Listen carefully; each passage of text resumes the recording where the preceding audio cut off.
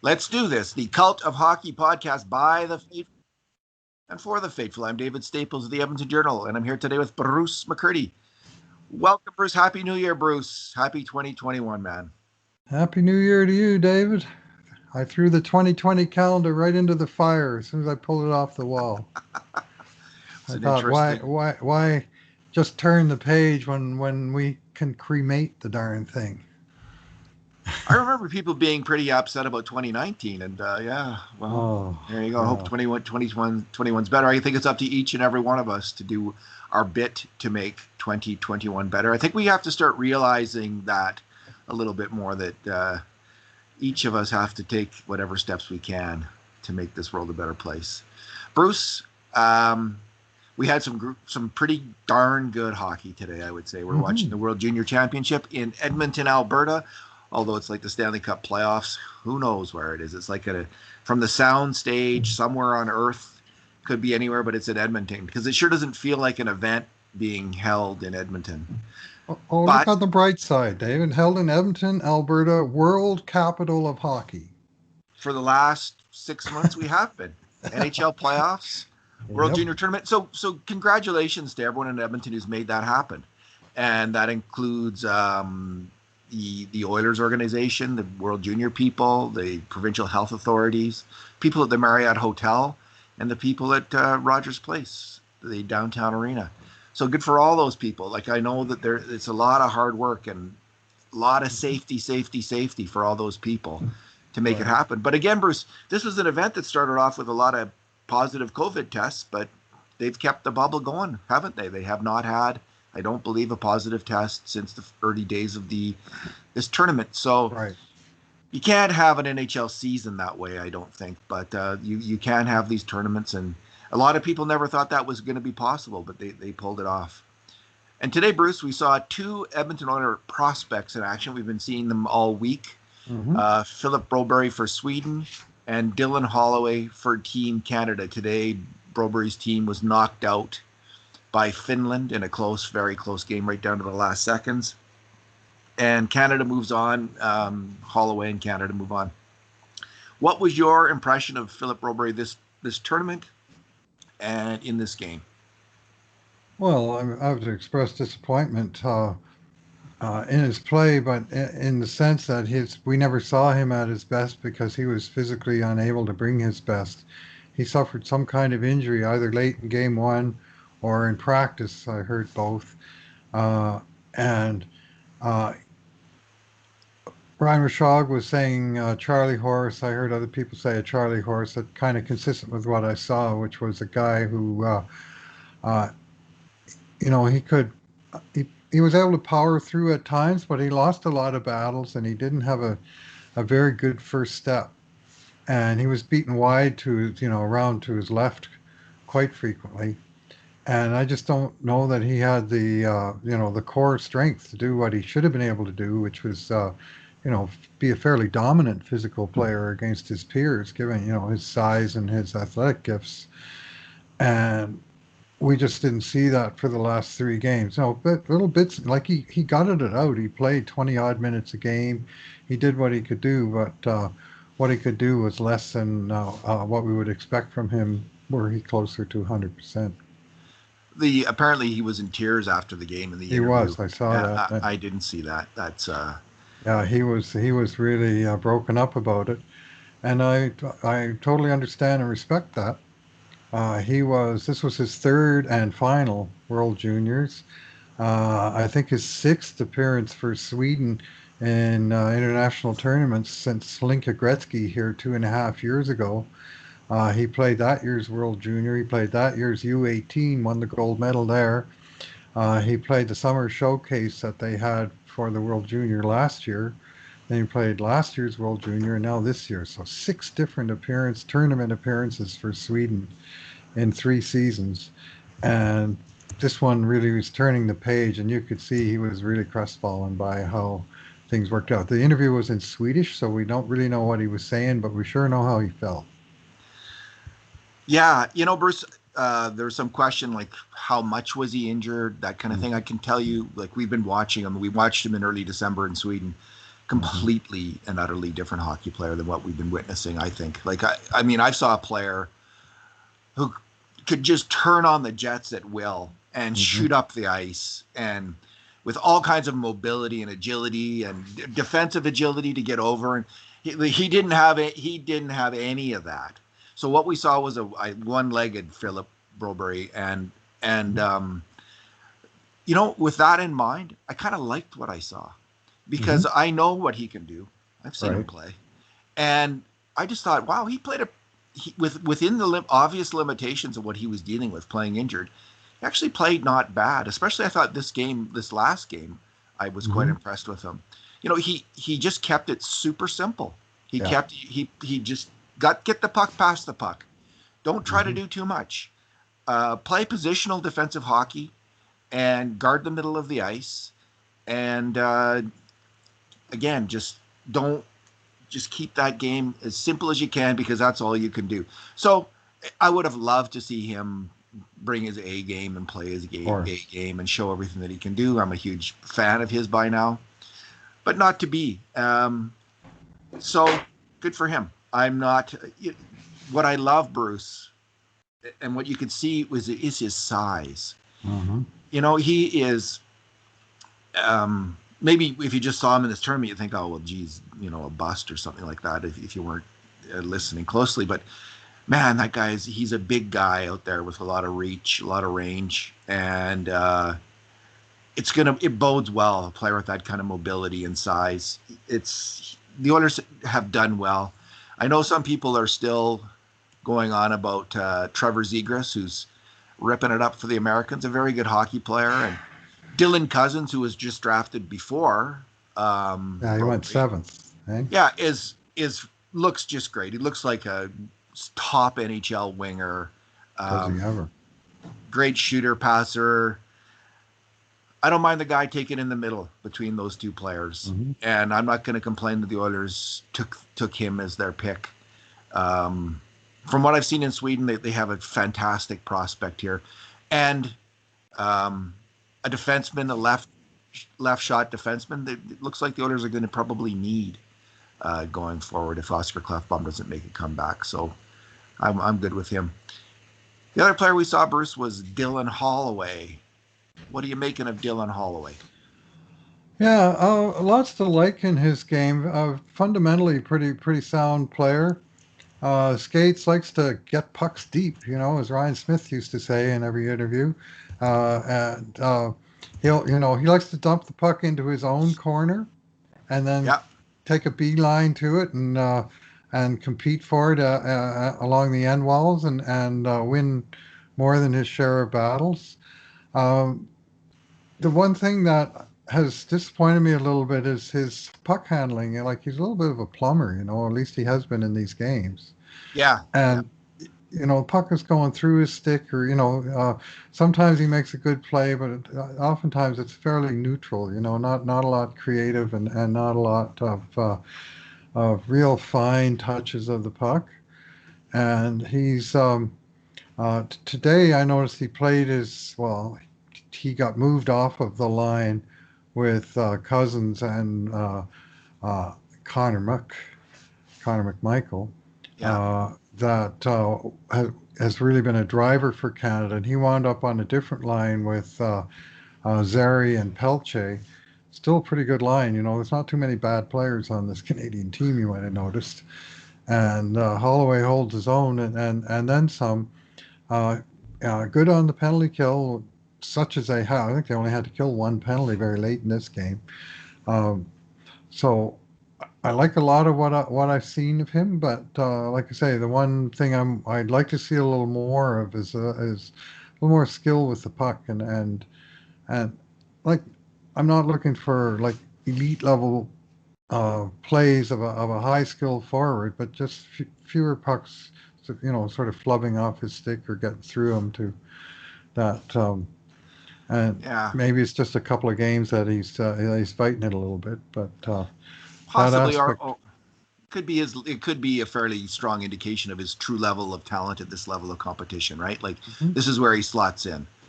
A player who's super fast, who really brings that, works hard, gets in on pucks, but his level of skill is in the bottom third for the Canadian forwards at that level of play. You know, that's what I'm seeing. And versus there's a player who, like, you know, we're always looking for comparable players. At least I am. Maybe it's a foible that I have. Nope, but you have it too. Okay, I have a comparison player. He's also an Albertan. He's from Grand Cache, Alberta. Okay. And I just suddenly, this guy reminds me of that guy. Holloway reminded me of Dean Mccammon. Oh, yeah. Quite a bit. Okay. Just the blinding speed. And Holloway is fast. Like, he really is fast. And Mccammon was lightning fast too. Yes, he was. But like Holloway, Mccammon lacked, you know, those elite hands and passing ability. He was a good, you know what? So people might think, oh, geez, that's damning with faint praise. Like, why are you saying Dean Mccammon? Well, you know, Dean Mccammon played 996 NHL hockey games, Bruce. Oh, man, did he? He did. 4 away? I knew he was close to 1,000. I didn't realize it was quite that 996, close. 4 away. That's so, maybe he doesn't care. Maybe he couldn't get another contract. But you know what? So Dean Mccammon played in the NHL from 1996 to 2010. Scored 186 goals. He's like a point every second game kind of player in the dead puck era. And you know, so yeah, because earlier people were saying Ethan Morrow is a comparator, right? And I don't mind that comparison. Well, I think that's I think at his peak, Ethan Morrow was a much better player than Dean Mccammon. Ethan Morrow at his peak was a threatening two-way force in his own right in the NHL. And so, you know, and then I was thinking like Tyler Wright. There's a little bit of the guy who drafted him. There's a little bit of Tyler Wright in Dean. And again, someone might say, hey, that's a knock on Dylan Holloway. Tyler Wright played, I think, 600 some games in the NHL. So I think we're getting a good sense of who this player is. And I'm not so much seeing like the Morrow. I think Ethan Morrow was more of a consistent physical hockey player than we're seeing so far in Holloway. Although Holloway hits, like he flattens. He's as likely to flatten a player as any forward on the Canadian team. Is that a fair comment? Did you see the hit he laid on the captain of the Swiss team? He hit him right. He hit him right in the red cross, right in the breastbone. I thought just put the shoulder right into him. I thought you were going to mention the hit today on the Czech defenseman where he just powered over him. So there's been a couple fantastic hits. So the Ethan Morrow comparison, because Mccammon wasn't a big hitter like that. So maybe we have a player who's got a little bit of Morrow, a little bit of Mccammon, and that could be a pretty good player. But it probably is more of a third line, really, really good third line guy than a top or a second line guy is what I'm thinking at this point. But we'll see. You know, players sometimes surprise us, and all of these guys have been off for some time, including Holloway. So sure. I don't know, like because he had to go in a couple different quarantines, and I don't know if they were even able to skate or exercise or what the deal was. But because when he's playing college hockey, if I'm not mistaken, we have seen a little bit more dexterity with the puck, right? Am I just imagining that? Because I've seen him play 4 or 5 college games now. Maybe it's a different level of competition. Maybe it's a slightly lower, less fast level of competition than the World Junior Tournament. I'm not so sure about that, but it's possible. But maybe, or maybe he's just in a slightly different role there where he's really expected to carry the puck and does so more. What do you think? Well, we saw 2 games, and he was feeling it and playing really well. Yeah, and you know, again, different level of competition. I mean, all due respect to college hockey, it's good hockey played there, but you don't have the high end talent to such depth as you have within his own team that you're comparing him to here with Team Canada. Yes, that's for sure. The competition, he's played against some tough competition. You know, I'm just looking at Ethan Morrow. You know, he was picked 14th overall in 1994 by Chicago, exact same draft number as Dylan Holloway. He played 1 year in the International Hockey League as a 20-year-old, and he was basically the same thing, late September birthday. So he was he was a mature draftee when he got picked. Played 1 year in the IHL at age 20, and then he got into the NHL and he never left. Played 928 NHL games. Wow. That's a career. I mean, people were saying, "Well, that's a disappointing comparison for Holloway," and I'm going, "Geez, that's not a bad player." Middle of the first round, 900 games, and a good penalty killer, physical player, stirred things up, made things happen. I mean, Morrow, he eventually here he got singled out and demonized to some extent for his offensive zone penalties, which everybody Guilty. hates. Guilty. Everybody hates offensive zone penalties, but what got missed in all of that is for every one offensive zone penalty, there might be 10 plays where he shook a puck loose because he was so aggressive on the puck. He'd get a stick in there and he'd make stuff happen, and every once in a while he'd trip or hook a guy, right, and off he'd go, and everybody would see that. And it was, part of his makeup. He was, he was hard on the puck kind of guy in all three zones, and I don't see that comparison as an insult at all. I mean, maybe Dylan Holloway is a better player than that. But if he is, then the Oilers got a darn fine player at number 14 overall. I didn't know that some people were thought that was a calm down or some kind of. You see the peak and you go, "Oh, Ethan Morrow, come on." Ethan Morrow at his peak, Bruce. He was a hell of a two-way hockey player. Like he was a. The MGM line was great. I loved that line. I really liked Ethan Morrow for a while there. Like he could really play hockey, and he was fearsome. Now we'll see. Like because so that I'm with forwards. I'm not sure that I ever see that skill level shoot up a whole lot. Maybe now, maybe in a blue moon, you get a player. You know what? What can though? Like the toughness and the ferocity. That's right. Something that's hard to know. So we already seeing a young guy who just hits the hell out of people now and then, but that's something that we'll have to see where he takes out at the next level as he gets to be his full size and he gets to be an adult and enters a really tough adult hockey league, obviously the NHL. What's he going to be there? But right. What we're seeing now is someone like, the Oilers could use a guy who gets in there and hits with speed like that. And I see his reading of the defensive game. His reading of the game is pretty good, if not very good. Like it's somewhere in there. Like offensively, the hands aren't there necessarily, but he seems to read the game really well. So if he can be that kind of guy who knows how to back check and to cover for other players, he could play on a top line as the designated kind of, Tikkanen checker, covering for the other players who are in there trying to score. Like, let's say you have McDavid and, whoever else is with him and Dreissidel and whoever's Yamamoto, let's say. Holloway could be the other guy on a line like that and fit in. So I'm saying third line, but it could be higher than that if he can translate that toughness to the NHL, because, man, he is as fast can be. He's not as fast as Connor McDavid. And he doesn't have that beautiful agility and mobility that Philip Broberg usually has, but he has that rocket speed. Like, again, I think Mccammon was so fast, Bruce. I remember the first few times I saw him play. It was unbelievable how fast that guy moved. Holloway moves like that.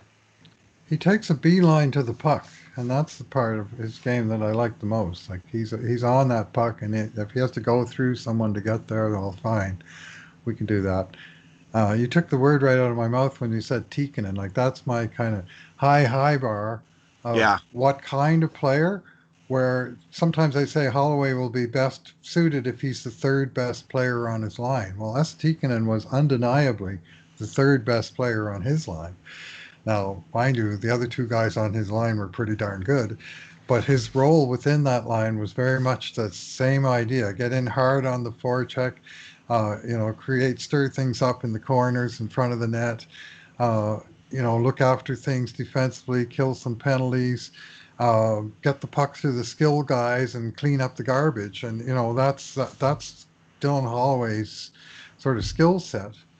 And I had to laugh the other day. They were Ray and Gord Miller, but they were talking during the Canada-Finland game, and they were going on about.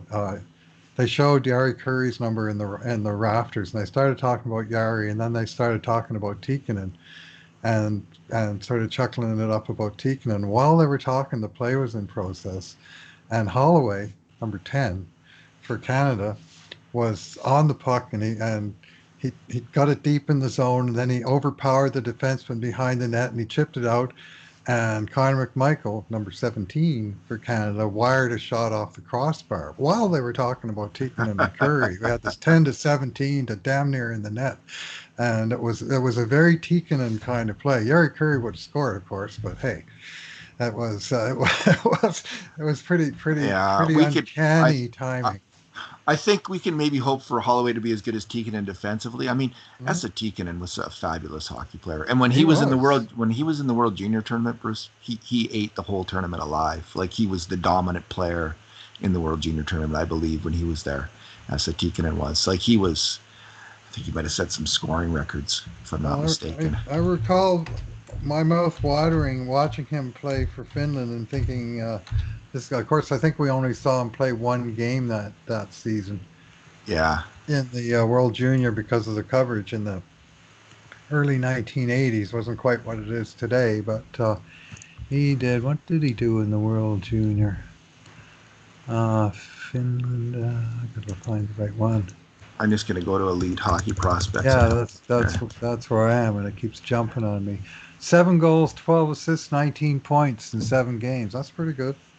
That's pretty. He's like That's Dylan pretty Cousins. Like he's like Whoa, the best okay. player. Like, Yeah. So yeah, Tikkanen. No, anyway, let's. Anyway, I'm just saying that's kind of the model Yeah, of what, and I mean, the Oilers. He's not Tikkanen, and I'm not sure we got a Gretzky or a Curry on the list either, But in terms of where he fits in, how a player like that can fit into a good line, you're darn right they can fit into a good line. So. alrighty, Bruce. We have training camp. Before we go, any other thoughts on the Canadian team? I mean, I've really liked the play of a couple guys. That Dreissidel kid. Oh yeah. He Yeah. is good, Bruce. He's good. He's really good. And Owen Byram. yeah, Byram's really good. Quinn Byfield looks pretty dangerous.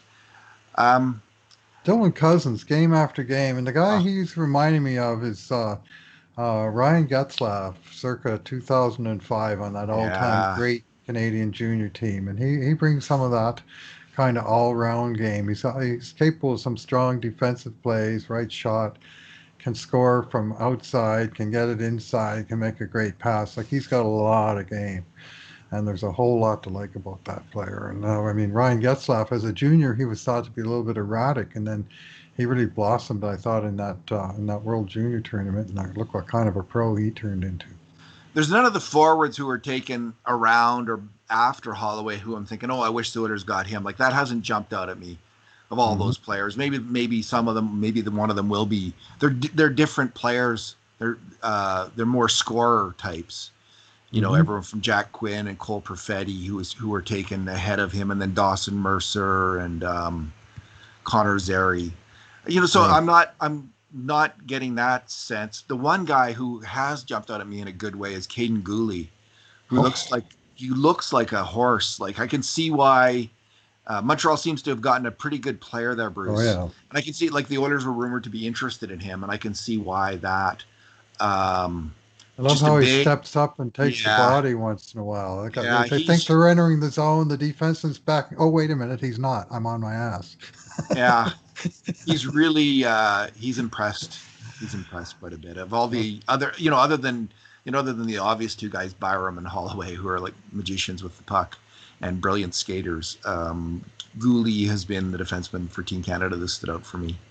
I've got one other thing that'll make you happy, and you may have observed the same thing. I watched Halloway Broberry shifts against Team USA on the feed that we have, and they actually had the American commentary. Oh, yeah. They had from that was covering the Team USA first, and they called him Philip Broberry, and they called him Philip Broberry the entire game. Well, there So, you go. I see nothing wrong. no, I I had think they someone got it right. I think I they had got it someone right. coming at me on Twitter saying like, Oh, yeah. why are you calling him that? Don't you know that Ray Ferraro and like Gord Miller and all these other players? And I said, well, we've been watching him play all year long in Sweden. Every single announcer calls him Philip Robery. I think I'll go with that. And then he accused me again, like came back, well, I trust these guys, not you. I just said, Oh, well, that's okay, fine. whatever, it's fine. But this is his name in Sweden, so Well, This was a clearly an American announcer. It wasn't Gord. It wasn't Dennis Bayak. And this guy, like he was very comfortable with the American team. And then funny, the other game, Canada versus Finland, we got the Finnish commentary. So after hearing Gordon Ray do the uh-huh. game live, I watched Holloway shifts again and heard them describe in Finnish. So it was a little unexpected, but It's a we curious we thing, have a very international service that we subscribe to. Bruce. It's a curious thing in hockey that we actually make a really decent effort to get the Russian players, the Czech players, every players, Finn players to get their names right. Try to. Yes, we don't say. Some people still say Jesse. Most people say Jesse Yarvey, right? Like we have it down by now. We It's can all like get our. Peter Chiarelli, and they say Puljuu Jarvey. It started going wrong right from that moment. So most people but with the Swedish players, it's just epidemic. Like is that the right word of mispronunciation of their names? And again, Oh, my theory, which I'm going to stick to, is the Swedes are too polite as a group to speak up and say, actually, my name is, the great example is Elias Pettersson, who's actually said, no, I'm going to go with the anglicized expression, Peterson. So he's rolling with the Canadian pronunciation, which is fine if that's what he wants to. So, all right, Bruce, we've now gone. It is 10 months, I think. 10 months, and we've had 4 NHL games. It's like, is it almost 10 months, or is it it will nine be and a by the half? time they drop the puck on January 13th. That'll be the 10-month anniversary of the first canceled game, which would have been played on March 13th. So we've had 4 Oilers games, Mm-hmm. and here we are. And here are people still watching this. The faithful, Mm-hmm. are here with us. It's it's not as it's not as many people as before, but man, I am now. It's been great to watch the World Junior Tournament, see some good games, and I'm really looking forward to Live games. live games. I'm really looking Oh, forward to seeing the Oilers play. I mean, we've been watching hockey in Europe with the Instat service and seeing people play, but this is going to be good. So tomorrow, Sunday, training camp starts, and I just did a little bit of a rundown for the new year, kind of my fondest hope for every Edmonton Oilers. So let's go through the list, and then you can either give me just your assessment of where the player fits in, or if you have a fondest hope, or maybe your most severe criticism, whatever you can make it up as you go along.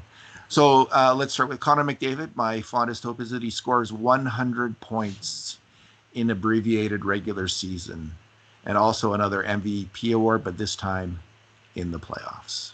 yeah, I like that second one in particular. I think if the first one happens, he will also win the MVP in the regular season. Yeah, But the playoff MVP, that's a holy grail for any player because and almost anymore. I mean, it used to be the losing team got a sniff once in a while, but it's been many, many years since the team with the playoff MVP didn't also win the cup, which of course what we all want. it's time. It's time for the Oilers to get something done in the playoffs, Bruce. And I actually believe this year that they have the team to do it. Yessa Puljujärvi. I'm hoping for an overall grade of A- on the season from commentators Mark Spector and Drew Remenda, That's who setting are a kind high of bar. famous critics of Puljujärvi, along with all the team insiders around Todd McClellan. They all had the same view of Puljujärvi almost, and they were none of them were that very much impressed. So it's going to be an interesting season for him. Like he started out gangbusters in Finland this year, tapered off a little bit. What do you think is going to happen with him this year? What would be your guess? So a lot of different ways it could go. I mean, there's 5 really qualified right wingers on the roster, and he's going to have to take a job off of one of them. And I honestly, I see him in the middle of the lineup, like third line, with third line center to Kyle Turris joined at the hip for the opening stretch. And then it's up to him as to whether he goes up or down from there. I mean, the opportunity may present itself that if he plays really well, that he could move up. I'm not really necessarily expecting that, but it wouldn't totally shock me either. He's a real wild card. Let's leave it at that. I agree. And what I would say is that he is. I think his health was such a big factor in his final year in Edmonton. Yeah, that's him big. Falling down all the time. We're going to see a healthy, more mature player here, highly skilled player, and I think he's a good player. I'd love to see him fit in. He has the potential to be a top 6 winger in the NHL if he gets it all together. I mean, he's good with the puck. He's good defensively. He's huge.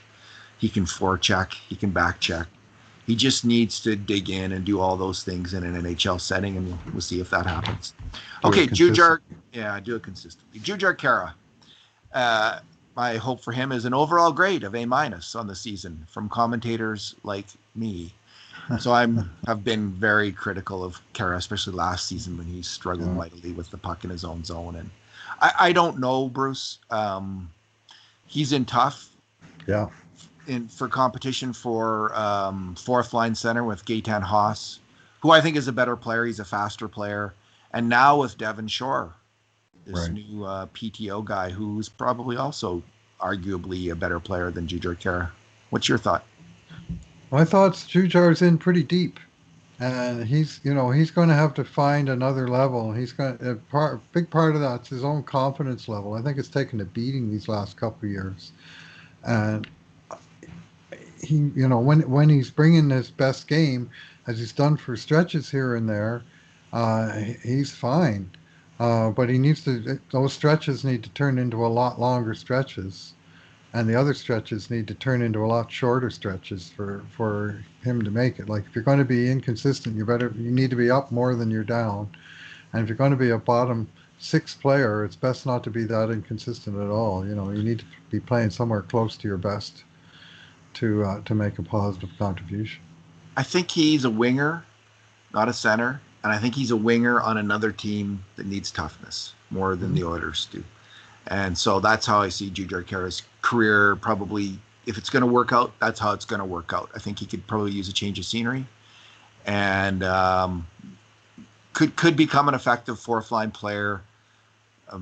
Probably not much higher than that for another team and have 3-4 more years in the NHL if that were to happen. But we'll see. Maybe he'll surprise me. My fondest hopes for Ryan Nugent-Hopkins: 1 point per game, especially in the playoffs. So Nuge was the 5th after in the new year, essentially, last season, which is 2.5 months. He was the 5th leading scorer, I believe, in the NHL during that time period, and was well over a point a game, I think, in that time period. And when he was with the Dynamite line. So he's either going to play with McDavid or Draisaitl. They finally have him where I think he really belongs on the wing. And we'll see what happens with his contract. Yeah, after 41 games, he'd missed 6, so in 35, he had, I think, 20 points. And then in the starting New Year's Eve, he had 4 points on New Year's Eve, and he wound up his final 30 games, 41 points in 30 games. I mean, that's not just a point a game. That is elite level scoring. 41 points in 30 games. By far the most extended strong streak of scoring by him, partly on the power play, partly on a line that didn't have Connor McDavid on it. Like, he was a major contributor and a strong penalty killer in all that time as well. So a key player for the Oilers. If he can pick up what we saw in 2020 part of the season, that's a huge piece. Zach Cassian, my fondest hope for him this year is that he silences every Oilers fan bitching about his contract. Good luck with that. There's still people bitching about the Draisaitl contract, David. There is not. So even if he covers it, though, they'll be saying, well, they could have had him for less, and he would be even more valuable than he is. That's true. That's the fallback. That's true. He'd have to get like a point a game to actually silence all of them. Like Draisaitl, like he'd have to like. No one expected Draisaitl to score 50 goals, right? And that's what it took though to finally and then remember Leon Draisaitl is incapable of driving his own line, and remember that one? Oh yeah. All right. Yeah. Yeah, Cass, he's got a lot of questions to answer from the time he signed that contract through the end of the regular season. He was a disappointment, and then in the playoffs, he was, beyond being a disappointment. He was almost a complete no-show in the playoffs. And I may have said this before on the podcast. I would love to have been a fly on the wall on the exit interview between him and Ken Holland last summer, and hearing what was expected for him this year. But he needs to bring it, and he may need to figure out how to bring it without a crowd. I think he feeds off the fans, Zach. Of any guy in the team, I would say he's the number one guy for that. He needs to find a way to somehow infuse that passion into his game, even in empty buildings, which we're likely to have for a while. Yeah. Now there's the Ethan Morrow of the current Edmonton Oilers, Yep. Zach Cassian. Very similar in many ways. Yeah. Not identical, but they have a lot in common. Yeah. And dumb penalties. Zach Cassian doesn't take that many dumb penalties. 13th overall draft pick. These are no Benoit Pouliot's, Bruce. These are not in the dumb penalty category. High event players, let's say that. You know what, Bruce? If the Oilers didn't have a Zach Cassian, who's an enforcer, one of the toughest players in the NHL, they would be forever searching for him and looking for someone they could play with, spot with McDavid at least, and play with McDavid. And we'd always be freaking out about McDavid not being protected. So even in this modern NHL, I think you need that, because that's still an element of the hockey game, and he can play hockey. Even if it's just as a third or fourth line winger, he's decent in that role. So if he stays healthy and can get some consistency, I mean, he was pretty good with McDavid for the first 3-4 months of the season, and then that whole line fell apart. And obviously, it goes without saying, this is a pre-COVID contract. If Ken Holland, if somehow negotiations had fallen apart in January and he had to sign Zach Cassian this summer, it would have been for a lot less money. And a lot less term, but that's how the cookie crumbles. Bruce, who do we got next? Let me see here. Josh Archibald. My hope for Josh Archibald is he's hailed as the new Mad Hendricks for all the intangibles he brings. What's your take on Josh? Yeah, my take is that I sure liked him visually last year a lot better than I liked him statistically. Yes. And when I looked at all the numbers at the end of the year, I was going, well, that's a lot less impressive than I was impressed by watching the guy play. His line was outscored a lot. He didn't score a lot 5-on-5. What he did do was score in other situations, empty nets, shorthanded. He was a very trusted player by Dave Tippett. Against the other team's goalie out situation, he'd put him out there and he'd either score or make a big defensive play. He made a number of contributions in the very dying seconds of Oiler wins, and that's maybe your intangibles that brought Matt Hendricks to mind. Not that Matt Hendricks would necessarily be out in the dying seconds against, but Archie's got he's got a strong compete level, and he's going to need it because he's one of those 5 right wingers looking for 4 jobs. The coach Dave Tippett really loves this player, I think.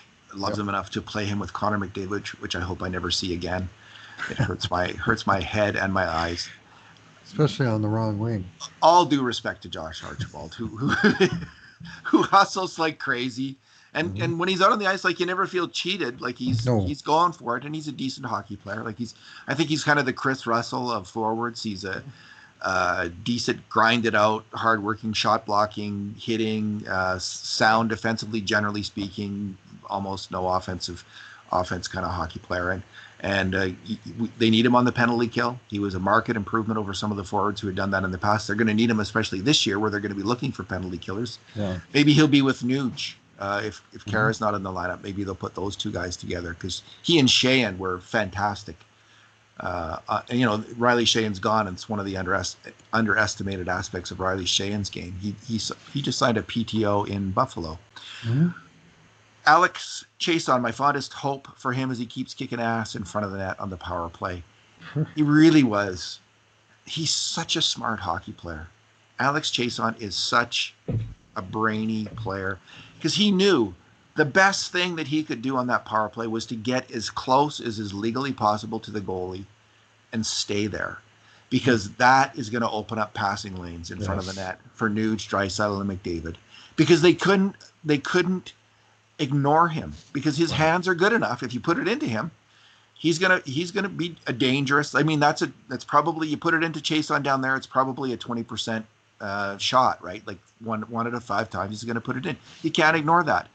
And his screening, and he was just always there. And then when the puck went behind the net, he was on it. He was quick enough, unlike Milan Lucic, to get on it, to move fast, win that puck, and get on it. I liked him, and the Oilers' power play was never more effective than when he was on the ice, which means he was on the most effective power play in NHL history the last 40 years. He was the power play was significantly better, even though James Neal did so well when he was out there. It was better when Chason was out there. So I don't see any reason why that won't continue unless he's not on the team, which is a possibility. You're right about the passing lanes. I mean, part of it's getting in the goalie's face to screen him on shots. But Chason, oftentimes he would screen the goalie on a pass where he and the defenseman would be pushing for room, the goalie would be there, and Nuge or McDavid would pass it all the way across behind Chason to Draisaitl at the bottom of the other circle. And oftentimes Leon would have the whole net to look at because the goalie was a split second late realizing the puck had gone over there. By the time he realized it was basically already in the net. So I love Chason on the power play. I think he brings a lot. I wish he had a little better hands that he could finish some of those setups. But he also had a nice play down low where they feed him the puck at the end of the crease and he just blindly pull it out himself behind, backhand pass, trying to find Draisaitl on the crease. And like you say, the ability to win battles on the boards, or at least just get there, crash the board, saw off the guy so that the second Oiler could then come in and regain possession. And he paid the price to do that. Like he gave it. And I agree with you on his intelligence. I like the man as an interview, and I'm a fan of Alex Chason. Can't lie. I am too, Bruce. I don't want to see him traded. It may come to pass because they do have a glut of wingers right now, a little bit of a glut. And another team would be lucky to have Chason. And again, he's another player whose people have complained about his contract. The Oilers got full value, I think, last year. I agree on that. I think he covered the bet. Yeah, he did. Kyle Turris, my fondest hope for him is that he rediscovers his hockey mojo and a hockey hotbed.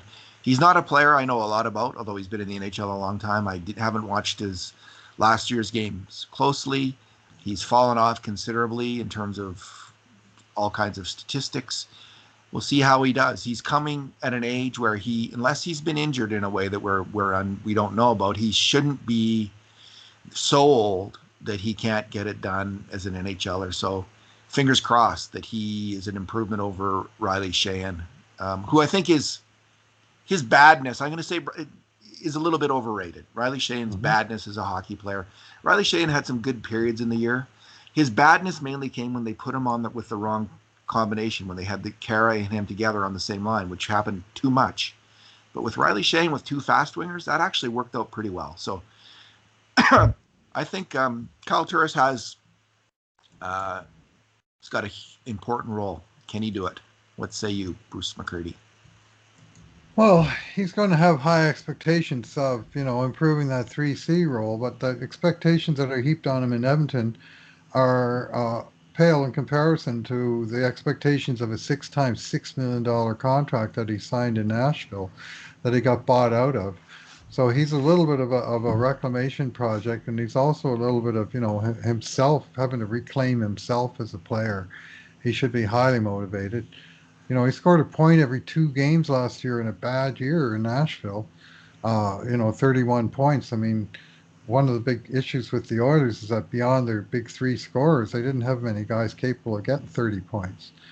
And it certainly wasn't Riley Sheahan on the third line. So the third line, I mean, they're still going to have their tough matchups, but I'd like to think they're going to be able to keep up more and at least scoring goals against the ones that they give up. So that I mean, if the Oilers even have a break-even third line, that's a big win for the team when you think of what they got in the top six. Yeah, I mean their third line, as I see it right now, is probably Ennis, Taurus, and Yarvey. So that's a pretty good third line.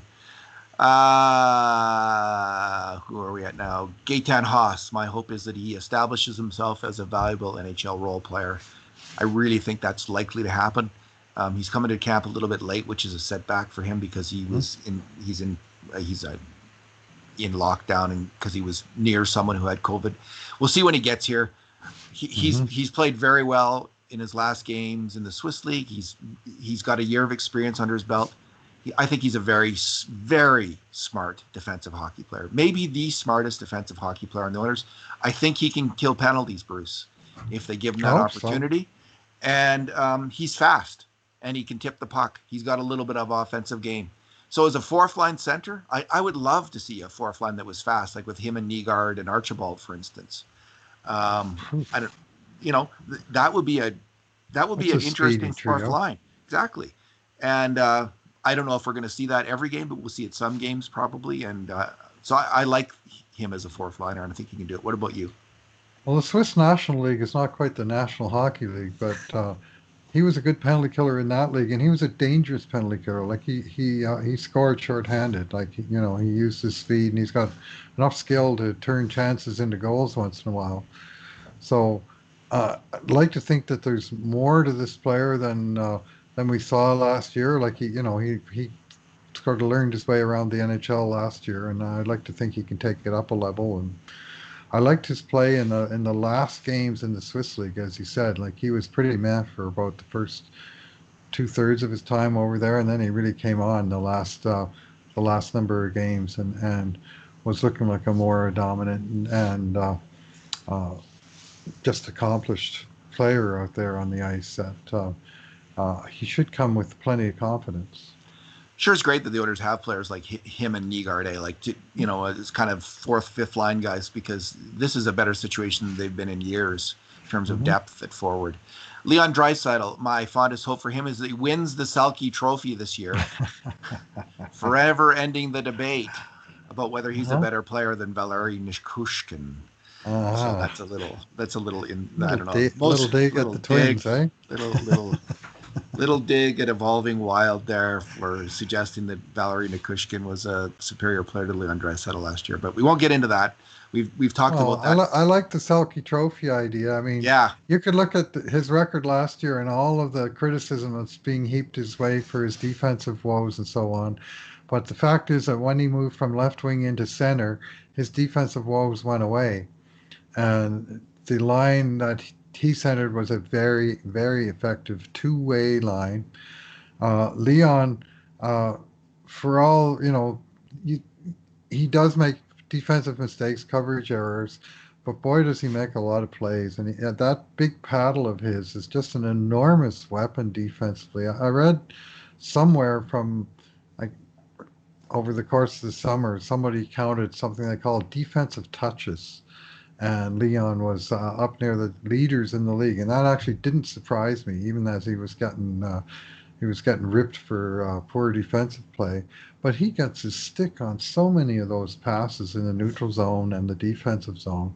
He's got such good hand-eye, and I mean, he's practically carrying a goalie stick around with him. That thing is just a log, and he seems to get a piece of a lot of pucks, and he's still got to settle down and just I think, lift his awareness of the danger man and that sort of thing. But I see him as a fairly strong defensive player. And when he and Nuge switched positions center for wing, the Oilers instantly became a better defensive team.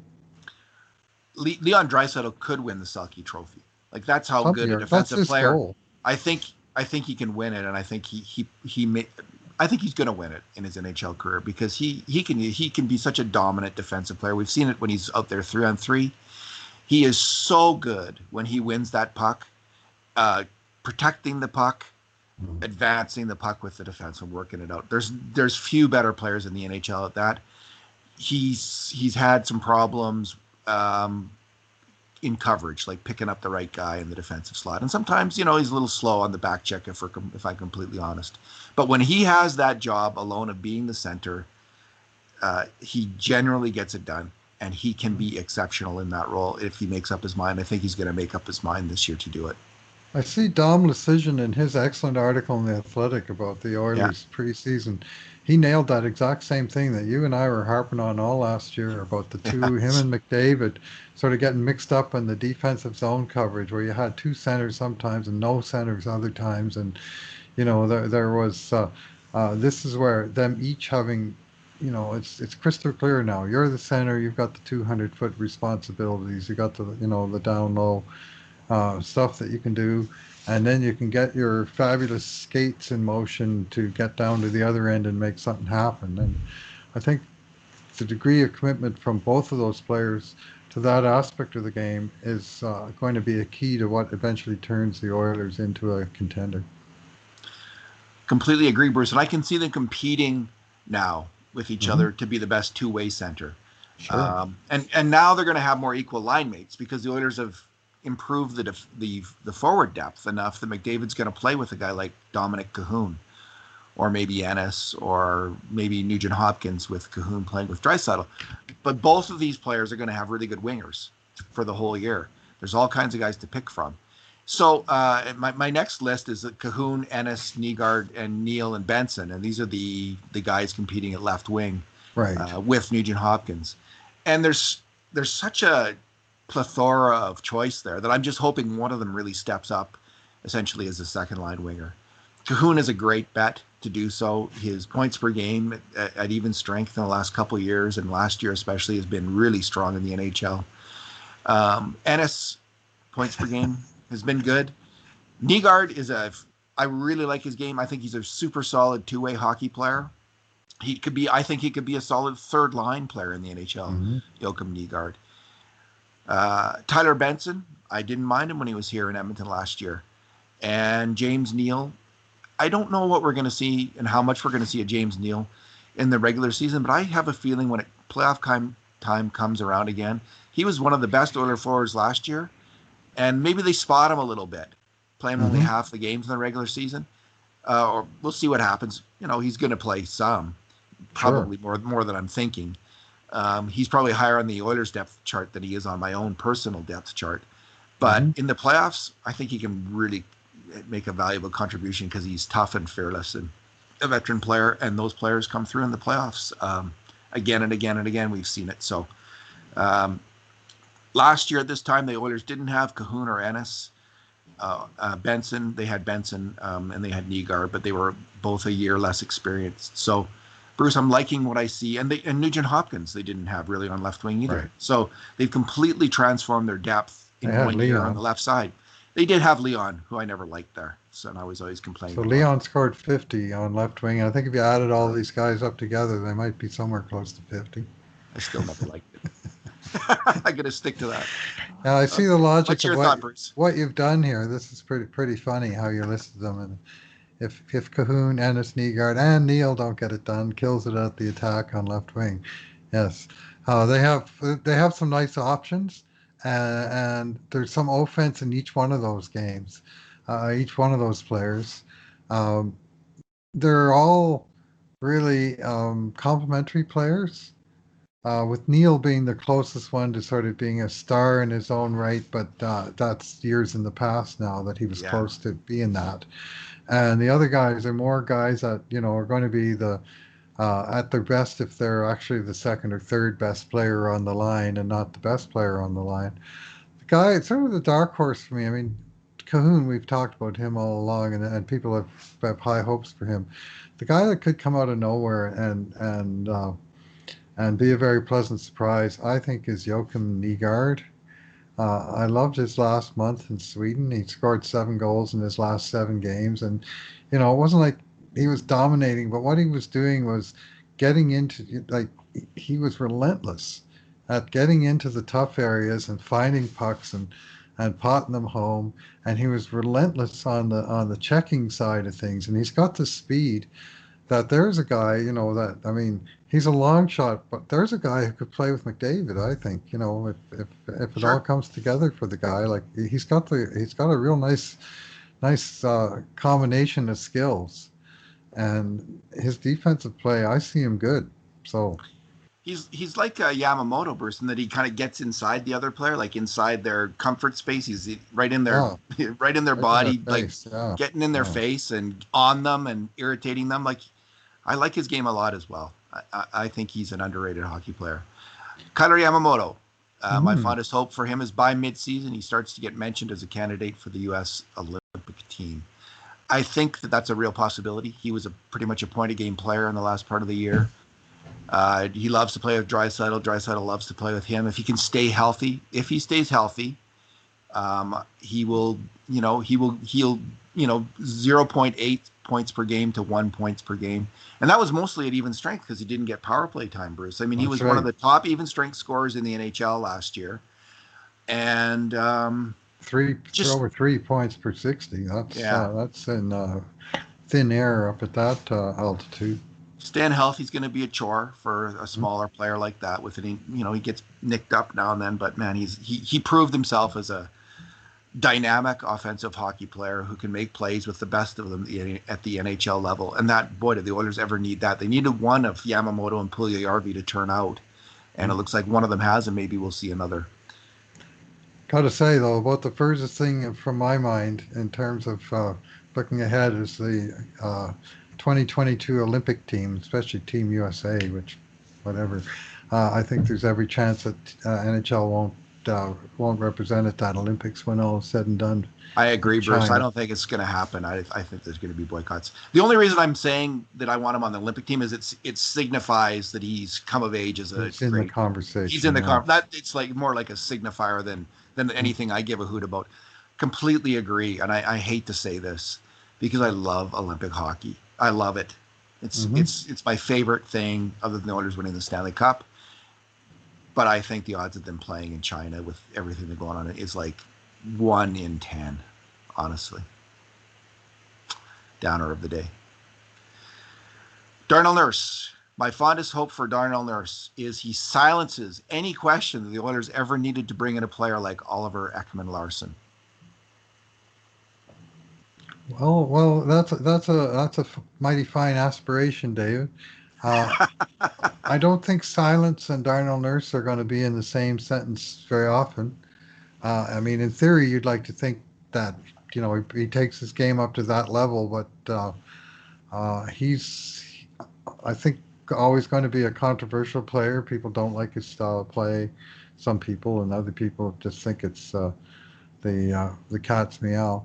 He does bring an awful lot, and he would be one tough guy to replace if he were the one that was out of the lineup. Ooh, And yeah. just as Oscar Klefbom is, don't get me wrong, but Darnell is, uh, uh, with the speed, the mobility, the fierceness, the offense, the ability to win battles. I mean, if you focus on the mistakes and the downside things, and there's plenty that's going to keep you mad for a long time, and but he brings so many positives that counterbalance some of those things. It'd just be nice to see as he continues to mature into a mid-career sort of prime career of his career player that uh, the ratio between the good to the bad is just going to continue to improve. I still don't think we've seen the best of this player. Let's put it that way. Yeah. So he's played, what, 300, more than 300 NHL games. He's 26 years 350 games, old. 25 years It old. is time for his A game. Hmm. This year, Yes, it's time for his A game. absolutely. And I think we're going to see it, Bruce. I think he's realized he was talking about the need to play better defensive hockey. Yep. That's what he's got to do. That's what he's got to focus on. If he focuses on they are not scoring when I'm on the ice, I'm going to play fundamentally sound defensive hockey. I'm going to guard the slot. I'm going to, stop players from coming in around me. I'm not going to beat myself on defense. I just think if he just really has that veteran knowledge of how to play defense, which he should have by now, which we've seen signs of, he could become a pretty significant defensive shutdown player. And maybe that involves him redefining himself a little bit as, not the number one attacking defenseman. I don't know. But whatever it is, I think he's so close, Bruce, that I think he could shut down that kind of talk to some extent. He's always going to have his critics, as you say. And every defenseman in the NHL makes bad mistakes all the time, including Oliver Ekman-Larsson. But as Connor McDavid can attest, but I'm expecting some really good things from Darnell Nurse this year. Oscar Klefbom, my hope is, it's obvious, vastly improved health, and he's able to play pain and injury free by next fall. Like, poor guy, and Oscar, you're not listening to this, but we do really hope for you, Oscar. We really are. We really are. Just he's another human being. Like these terrible, debilitating injuries that hockey players get, they can cause them so much pain and agony through their life. It's a tough sport, and it's hard to hear that he's been injured in this way. Playing with, I think, a lot of pain these last few years. Yeah. You could see it in the way he played. So, Caleb Jones, my hope is that he establishes himself as a solid puck-moving D-man in the NHL. What say you? I hope that he establishes himself as a solid puck-moving top four D-man in the NHL, David. The top four is, if it's in his future, it's still a matter of when is he ready to make that step. And there was a time last year when Oscar was out, and Caleb played, I think, 8 games or something with Adam Larson, and they outscored, and they more than held their own, and he looked every bit comfortable in that role. And then there were other times where he looked like an NHL rookie, which he was. And, you want to see the continued maturation of his game. But, he's, 23 years old. He's turned 23 this past summer. And he's just still finding his way. Draft +5, and we're just starting to see now the player that he could be. And let's just hope he just continues that progression.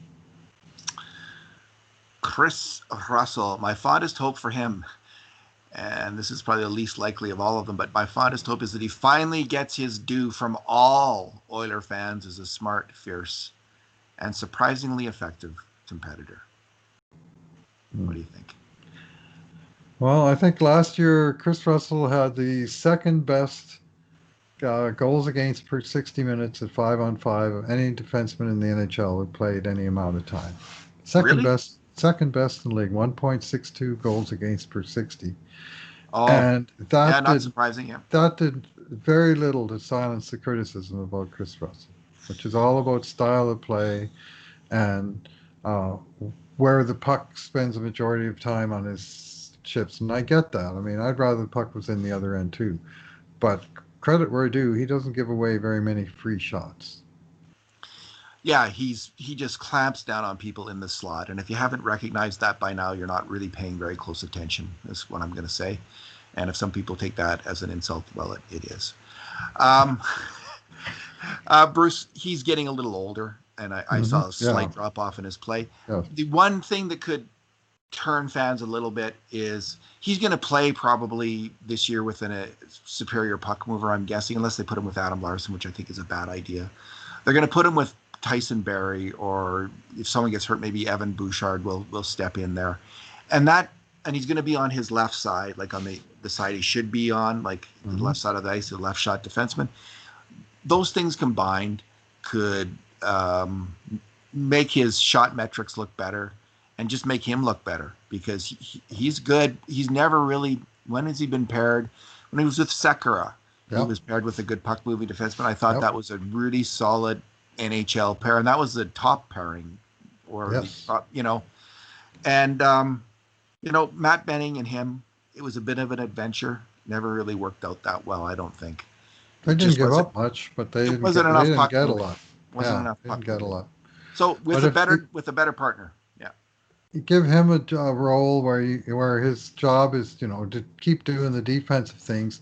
And when he gets the puck, get it to his partner with space. If he sort of consistently can do that, then that's a role that he could excel in still, I think. Slitter Cuckoo plays as well as his strongest boosters in the analytics community believe he can play. And so I don't know anything about this player. Some people look at his numbers, some of his numbers, and think he's going to be quite a good addition to the Oilers. I hope they're right. Like, I hope he is. Like, let's see what he can do.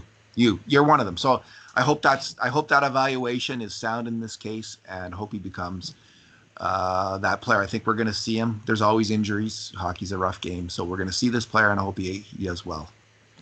I read a post by Jason Greger. He dug into Cuckoo a little bit, and in a different way than I had. But what he noticed was that he was a healthy scratch last year in Chicago for 28 of the first 44 games, and then he finally got into the lineup in game 45, and he played the last 26 in a row, and he played all 9 playoff games.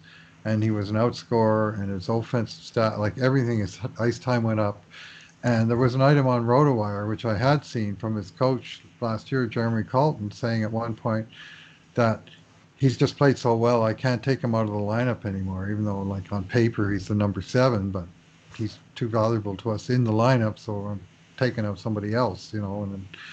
And I mean, again, this is a 26-year-old guy. I don't think we've seen, we haven't seen enough to know for sure, but it's very possible that he's still improving into the player that he's going to be right into his late 20s. I wonder if his rise kind of coincided with Brent Seabrook, them realizing Brent Seabrook cannot play anymore, at least last year when he was all banged up, and maybe that's when he started to get playing time. You know, my only question, if all that being true, like, why didn't Chicago bring him back? But you never know what is going on there. Maybe Seabrook didn't want to go back. I don't know. But seems like they would have had him back. I'm not sure why they didn't. Okay. That shocked me. Like, I couldn't understand why would a team like Chicago let go of that guy. Yeah, and teams make mistakes. So that's what this could be. We do not know. Ethan Bear.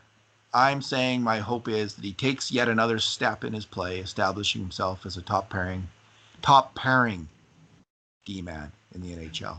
And he played top pairing minutes last year, and he hung in there. And Bruce, if the incredible thing about Ethan Bear is that he has gotten better every year of his pro career. The progression has been real, and it's been large, significant each season. If he does the same this year, we're looking at a very good NHL player, and he's already good, and he was already hanging in there. But man, if he starts to be really good in that role, that would be great. I hope he does that. His second pro year, he suffered injury issues. He had 4 separate injuries that put him out of the lineup at times, and that was the only year that he didn't show like a significant improvement. I mean, his last 2 years at junior, he went from being like a 5th-round draft choice to being a very promising player to being the best defenseman in the WHL and winning the award for that. And as a pro, you know, in his rookie season, he got NHL time. The second year he got through, he had those injury issues. And then year 3, made the team out of camp, played every game, and just got better and better. And he exact same age as Caleb Jones. He's just turned 23, and the future is bright. I keep hoping that he's what I call the Spurgeon. You know, I've always wanted Oilers to find a Jared Spurgeon, or if you want to go back 40 years, a Charlie Huddy, a guy that they didn't expend a lot of draft capital in, that they just found cheap, brought him in, and he just got better and better and better and became so good that you know, he just became an NHL regular. And Jared Spurgeon, Edmonton native Jared Spurgeon, is a classic example of a player who's done just that and become an excellent top 4 defenseman for many years for Minnesota Wild. And he came out of nowhere. Nobody would have guessed the kind of player he was going to become. I'll settle for him being as good as Duncan Keith. That works. That works. Adam Larson. My fondest hope for him is that he has solid enough health that he can bring his nasty and effective A game every game. Bruce, he was for a 2-month period the Oilers' best defenseman. He was so good defensively, and he moved the puck fine. And if he can be healthy, and I think this is the key, was the key for him and Clefbaum this last couple of years. If he's healthy, he is a really good hockey player, and that's what I want to see out of Adam Larson. Boy, could the Oilers ever use that too? So, well, they sure could use it last year, and as you say, January, February, the 2020 portion of the campaign, he was excellent, and so was the team, and those were not a coincidence. Tyson, go ahead. Sorry. It's all right. Carry on. Tyson Berry. My hope is that he makes every Leafs and Avs fan question why they ever let him go. Is there a chance that will happen? Well, I don't think the Avs fans are probably questioning it because they got Nazem Kadri out of that deal. Yeah. So they're probably pretty happy. But if he makes every Leafs fan question why they let him go and why they let Nazem Kadri go to get him just for dessert, well, that'll be all right. I actually don't care what Avs fans think, but if Leaf fans are pissed off, well, that's all good. The Avs fans have such an embarrassment of riches. I mean, they have Alex Newhook and Bowen Byram coming onto their team, Bruce. Oh, man. Well, yeah, I mean, Tyson Berry, I mean, on the back end, they've got Cale McCarr, Samuel Girard, and Bowen Byram. Yeah. You know, like that's a stud for each three defense pairs for the foreseeable future. Like they are going to be a handful and a half. So they were right to move Tyson Berry when they did because they knew they had guys coming up to do that role, and they needed a 2C desperately, something to go behind Nathan MacKinnon. So that was an excellent trade by Joe Sakic. He got value for Tyson Berry and then some. So, you know, that's the cost of doing business. But Toronto paid a heavy price to get him and then basically let him go for nothing after 1 year. They're the ones that hopefully will be second-guessing themselves. And if they're not, then we'll be second-guessing Ken Holland. Evan Bouchard, my hope is that the offensive talent that got him this far translates well into the NHL. If he gets a chance, Bruce, I don't have much doubt that the offense like that. This is like, watching players like Philip Robery in Sweden. You know, you just see the talent.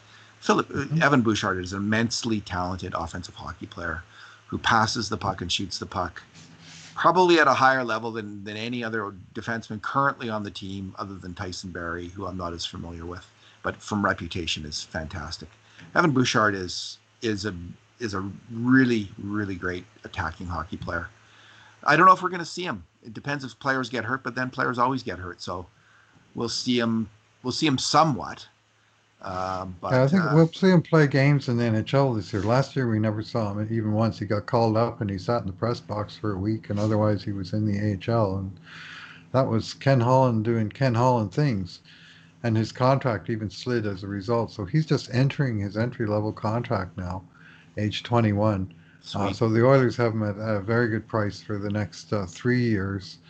And one very possible outcome that could come from this year is that by the end of the season, the Oilers could decide they don't need to make a huge dollar offer to keep Tyson Berry because they've got Evan Bouchard and they're confident that he's going to do the job the way Colorado was confident they had Cale McCarr to do the job. All right, moving on to the goalies. Anton Forsberry, the career AHLer that they signed, Bruce. My hope for him is that he steps up big time when his time finally comes. I think we are going to see him play. I'd be surprised if the Oilers don't, if there's not some hiccup along the way with one or two of their goalies. And last year they had Shane Starrett, who was injured. This year, Forsberry's healthy. He's been a very solid AHL goalie for a long time. He's been marginal at the NHL level, but we'll see. We'll see what he does when he gets the chance in Edmonton. Yeah, if one of their two over 30 goalies gets banged up for a week or two, the nature of the schedule is so many back-to-backs is such that it's unlikely the coach would just try and run with one guy for a long stretch of games that they would need to use a backup goalie, whoever that is. So Forsberg, he's got a pretty good chance of getting into games. I'd say single-digit number of games, but I think we'll see him. And his AHL pedigree is good, and his NHL is other than the one season where he got a chunk of time in Chicago, it's just been as an emergency call-up kind of guy. And So at least, he's got lots of experience in that role, which is where he fits with the Oilers. Mikko Koskinen, my fondest hope for him is that he covers so much of the net this year that spooked opposing snipers fire wide every shift. We already saw this last year. In the games where Koskinen was playing well, by the middle of the second period, we saw all kinds of guys just start missing the net, because they're trying to get too exact with their shots, trying to beat this absolutely huge goalie. So. Well, you shoot to miss the goalie, but if you miss the goalie only by also missing the net, well, that's a win for the goalie now, isn't it? It certainly is. Last but not least, Mike Smith. My fondest hope for Mike Smith that he gets in not one, but 2 goalie fights against the Flames this year. You want to see him take out both Markstrom and Riddick, do you? Oh, yeah. Riddick's pretty feisty, isn't he? Hasn't he been in some fights? Oh, yeah. He's been in people's faces. I remember that stick toss after the shootout in Edmonton there on January 29th, I think it was, when Calgary won the shootout and Riddick stopped Leon and he did the stick toss right kind of in their face, and then they played again like 2 days later, and the Oilers scored twice on him in the first 90 seconds and basically blew him out of the net in Calgary. That was the sweetest game. That was the goalie fight game, and that was the sweetest win of the entire year for Oilers fans. People were so excited about hockey in Edmonton the night of that game, when that game was over. That was kind of peak Oiler madness that we've had since the 2006 playoffs. And it was the talk of the town. It was a great moment, and then came COVID. So it's been crappy ever since then, essentially. But good for Mike Smith, and I hope he can hang in there one more year here and have like a, if he could get like a .908 save percentage. Is that asking too much, Bruce? Mike Smith? Yeah. That would be good. Yeah. I think he's better than he's credited for, because I heard so much that he's the worst goalie in the league, and I don't think he is. And he certainly, the last 2 years in Edmonton, Calgary, he's delivered basically number 1 minutes or 1A minutes, and he's won more than half of his games on Midland teams. Like, it's not like his teams got clobbered because he's a terrible goalie. His stats, like his save percentage, which you hang your hat on save percentage, it doesn't look very good at all. But the end results are not as bad as you would think from that. Maybe that's luck, and maybe that's something that's going to regress to the meat this year, and it's going to catch up with him, and he's going to lose a bunch of 1-goal games on bad goal, on that one bad goal. And if that happens, well, if it starts happening consistently, that's when Anton Forsberry enters the equation. So they at least have a plan C. And Smith is cheaper. They really chopped his pay, and they really chopped his bonuses. So the goalie budget's down by at least, I think, $1 million is a pretty good bet that they were able to spend elsewhere in the lineup. So, yeah, the good news is, just going down this list, Bruce, is for the first time, they just don't have NHL players at every position in the roster. They've got a whole fifth line and 4D of guys who are kind of NHL players. This is the most depth an Oilers team has had in just the longest time. This is a really deep team with a lot of players. So if there are some injuries, this is, other than to the very key guys, obviously McDavid and Nurse and Dreissidel, obviously, and could withstand, like last year, for instance, if they lost Koskinen, if they lost Ethan Bear on right D last year, they would have just been sunk. But this year, they can withstand an injury or two. Knock on wood when I say that. I'm not hoping for that, but I just am a realist. Injuries happen. So they do. Plenty of depth this year to weather those kinds of storms. Alrighty. There we are. Training camp starts Sunday. Tomorrow they're skating without coaches. This is we're recording this Saturday night. Sunday they're playing without coaches at Nate Arena, I heard, but presumably closed to the public. And then Monday, training camp formally gets underway on the 4th. And I'm not quite sure where that is because, of course, the World Junior still is front and center at Rogers Place through the 5th. But it's just about here, David, and it's a short camp. I'm surprised they have. I understand they have 40 players at camp, 35 skaters and 5 goalies. But they're going to have to. They're going to have to trim that down fast, and they may even split it into kind of 2 groups, pretty quick, where they have the sort of the main NHL group. Well, they want to, yeah. Group Want to A have some and Group games, B right? kind of thing. Yeah, they got enough for inter squad or what have you, because there'll be no preseason games. So once they drop the puck, January 13th, they're going to be playing for points right off the hop. So they're going to need to be, they're going to need to have some competitive edge from that. And the guys that have come over from Europe, the Oilers have so many of those, and several that are on the main team. That's an advantage. It's more the guys that haven't played any competitive games for those last large number of months that are going to have to get up to speed. So hope those inter-squad games are televised by on the Oilers website. That'd be a good thing, because they could go to games after 2 or 3 practices. Mm-hmm. You could see them starting just to go to inter-squad games and not cutting anyone, Bruce, because where are they going to go when you're cut? Like, there's nowhere to go. So you might as well just keep playing inter-squad games right until the first game of the year, and you have enough players to do so. So that's probably explains the numbers. And they could show the internet feed of the inter-squad game. They could probably run a 50-50 and raise $100,000 off. If not more. People love them some 50-50s. Yes, there was $3 million on the 50-50 that's running under today's quarterfinals at the World Junior. Last number I saw was $3 million, or right next to it. Anyway, great to have hockey coming back. I really feel it now. I've been kind of ambivalent about it. Like, we're all stuck in this COVID fog, and life, whatever's going on in all our lives, just getting through, and it'll just be really exciting and a great distraction. And then the next step is when minor hockey comes back. But we'll see when that happens. All right, Bruce.